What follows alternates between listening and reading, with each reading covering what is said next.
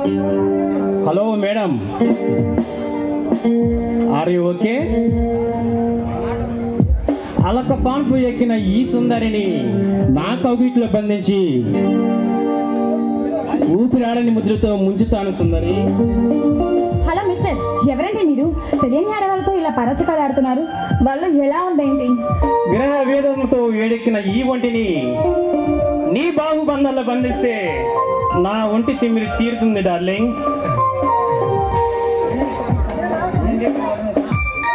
ఇంతకీ నీ కోపానికి కారణం లేటుగా రావడమే కదా? కాదా మరి? సారీ మాధవి, నేను వచ్చే దారిలో ఓ తల్లి కొడుకుల సమస్య పరిష్కరించి వచ్చేసరికి కొంచెం ఆలస్యమైంది.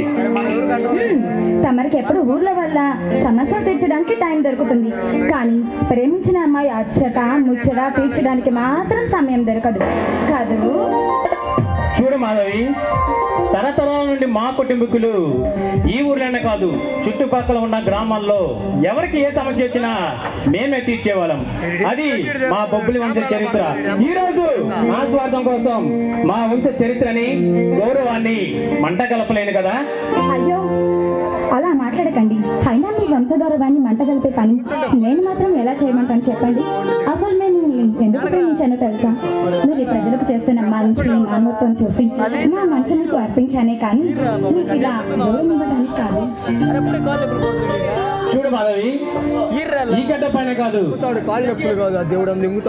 ఈ బొబ్బులి గడ్డ ప్రజల బాగు కోసం